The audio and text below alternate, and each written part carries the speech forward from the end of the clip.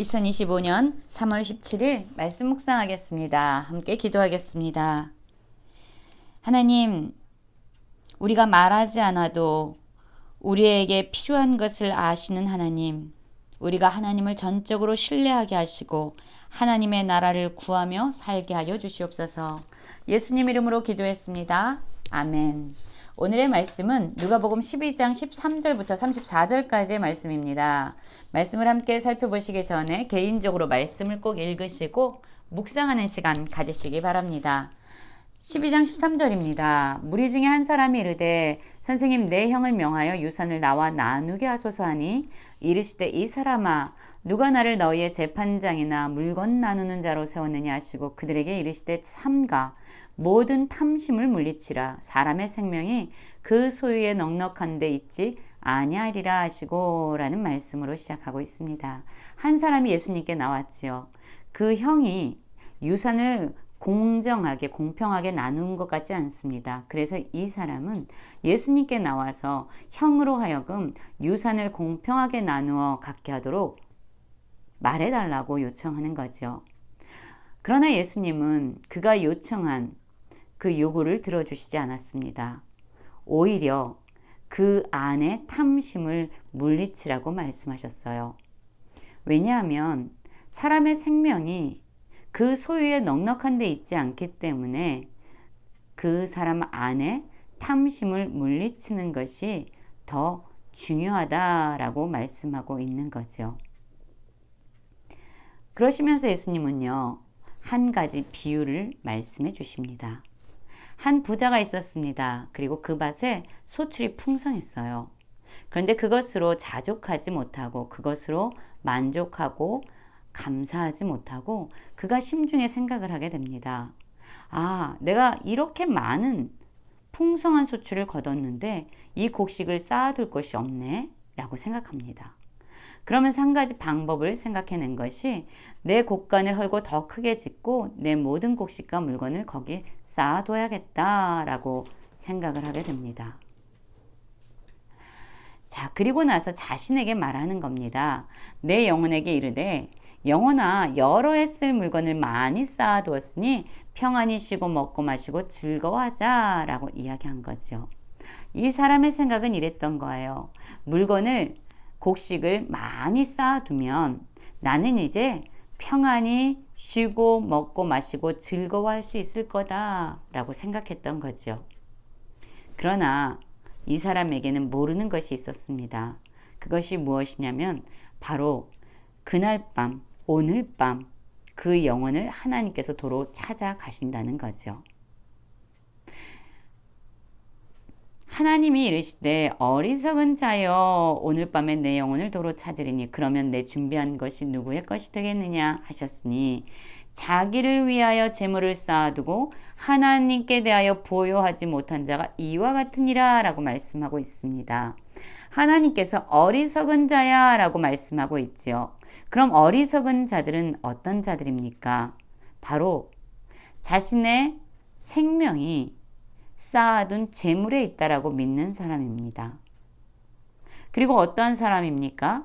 자기를 위하여 재물은 쌓아두지만 하나님에 대하여 인색한 자들, 부요하지 못한 자들을 하나님은 어리석은 자다라고 말씀하고 있어요. 그러면 하나님께서는 우리 안에 있는 탐심을 물리치라고 말씀하시고 또한 우리의 생명이 많은 재물과 소유에 있지 않다라고 말씀하시는데 그러면 우리는 어떠한 방식으로 이 땅의 삶을 살아가야 될까요? 자, 22절부터 말씀하고 있습니다. 또 제자들에게 이르시되 그러므로 내가 너희에게 이르노니 목숨을 위하여 무엇을 먹을까? 몸을 위하여 무엇을 입을까? 염려하지 말라. 목숨이 음식보다 중하고 몸이 의복보다 중하니라 라고 말씀하고 있어요. 여러분 탐심을 물리치고 또한 재물을 의지하지 말고 무엇을 먹을까 무엇을 입을까 염려하지 말라고 말씀합니다. 그러면서 우리가 왜 염려하지 않고 탐심을 물리치면서 또한 재물과 소유를 의지하지 않고 살아가야 되냐면 그 이유가 24절부터 되어지고 있습니다. 자, 24절 보면 예수님은 이렇게 말씀하세요. 까마귀를 생각하라. 심지도 아니하고 거두지도 아니하며 골방도 없고 창고도 없을 때 하나님이 기르시나니 너희는 새보다 얼마나 더 귀하냐. 또 너희 중에 누가 염려함으로 그 길을 한 자라도 더할 수 있느냐. 그런즉 가장 작은 일도 하지 못하면서 어찌 다른 일을 염려하느냐라고 말씀하고 있죠. 여러분, 염려라는 단어가 지금 계속적으로 반복되어지고 있습니다. 우리의 염려는 어떠하냐면요, 문제를 해결해 줄 수 없다는 거예요.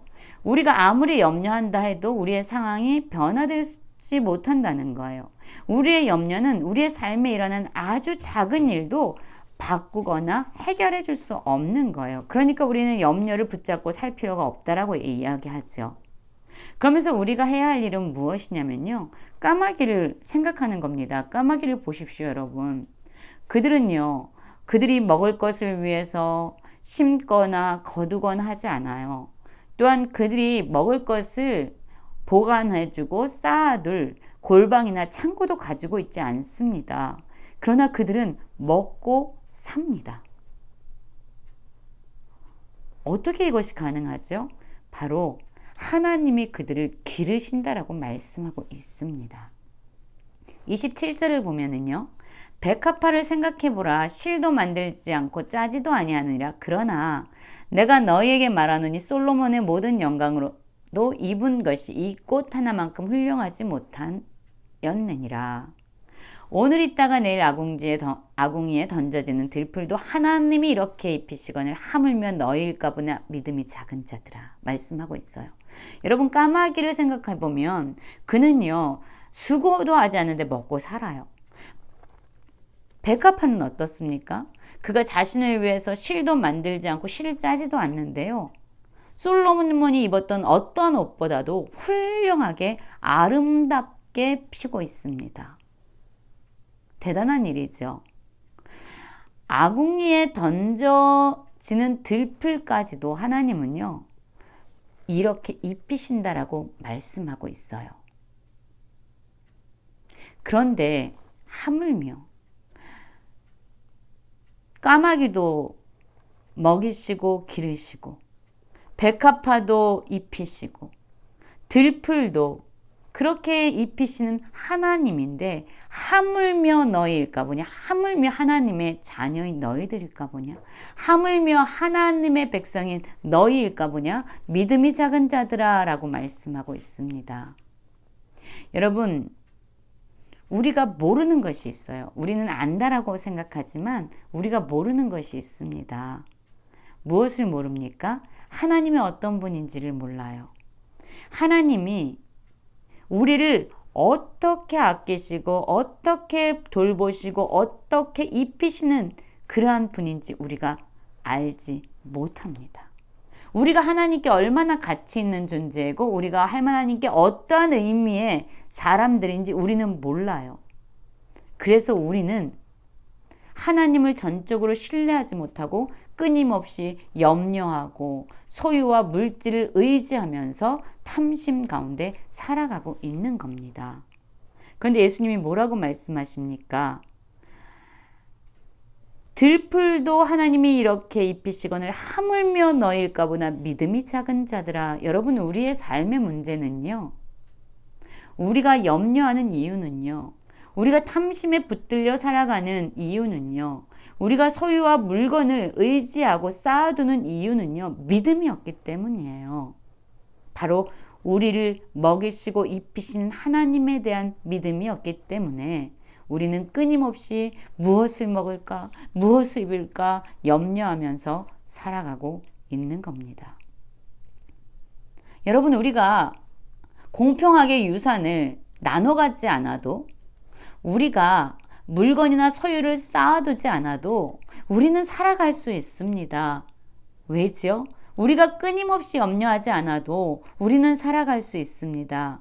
왜냐하면 까마귀도 돌보시고 기르시고 백합화나 들풀도 입히시는 그 하나님이 우리를 너무 사랑하시는데 이분이 우리를 입히시고 먹이시고 돌보시는 하나님이 되시기 때문이에요. 그렇기 때문에 이제 우리가 살아야 될 삶의 모습은요, 바로 이겁니다. 29절이죠. 너희는 무엇을 먹을까 무엇을 마실까 하며 구하지 말며 근심하지도 말라. 여러분, 뭘 먹지? 뭘 마시지? 염려하면서 구하지 말라는 거예요. 근심하지도 말라는 거예요. 이 모든 것이 세상 백성들이 구하는 것이기 때문이죠. 우리 하나님 아버지는 어떤 분이냐면요, 우리에게 이러한 것이 있어야 할 것을 하나님은 다 아시는 하나님이에요. 하나님은 다 아세요. 우리에게 무엇이 필요한지 우리가 구하지 않아도 그 모든 걸 다 아시는 분이에요. 그런데 우리는 그 하나님이 어떤 하나님인지 모르기 때문에, 우리가 알아야 될 것을 알지 못하기 때문에 우리는 끊임없이 염려하고 근심하면서 살아가게 되죠. 여러분, 하나님은 우리의 모든 필요를 아시고 우리를 사랑하셔서 까마귀보다 백합화보다 더 좋은 것을 주시는 그런 하나님입니다. 그 하나님을 알아야 됩니다. 그래서 우리가 염려나 근심으로 살아갈 게 아니라 정말로 우리를 사랑하시고 우리의 모든 필요를 아시고 우리에게 주시는 그 하나님이 우리의 삶을 다스리도록, 그래서 우리가 하나님의 다스림 가운데 하나님의 백성으로 살아가는 그러한 삶을 구해야 된다고 말씀하고 있습니다. 하나님이 우리를 다스리실 때에, 우리의 삶의 왕이 되실 때에 하나님은 이 모든 것을 우리에게 더해 주시는 하나님이라고 말씀하고 있습니다. 32절 보면 적은 무리여 무서워 말라. 너희 아버지께서 그 나라를 너희에게 주시기를 기뻐합니다. 여러분, 우리의 삶의 환경으로 말미암아, 우리가 육신의 눈으로 볼 때에 우리의 부족함으로 말미암아 여러분 두려워하거나 무서워하지 마십시오. 왜냐하면요, 하나님은 우리를 다스리시고 우리를 돌봐주시고 우리를 책임져 주시는 것을 기뻐하시는 하나님입니다. 그렇기 때문에 우리가 해야 될 삶의 모습은요, 너희 소유를 팔아 구제하여 낡아지지 아니하는 배낭을 만들라. 곧 하늘에 둔 바 다함이 없는 보물이니 거기는 도둑도 가까이 하는 일도 없고 좀도 먹는 일이 없느니라.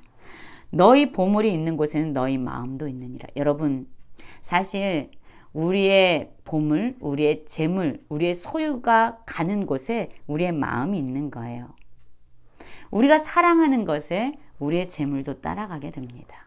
그래서 우리의 소유를 어디에다 많이 사용하고 있느냐는 바로 우리의 마음이 그곳에 많은 가치를 두고 있다는 거예요. 하나님이 어떤 분인지 알고 그분께 우리의 삶을 맡기라고 말합니다. 그러면 하나님은 우리의 삶을 책임져 주십니다.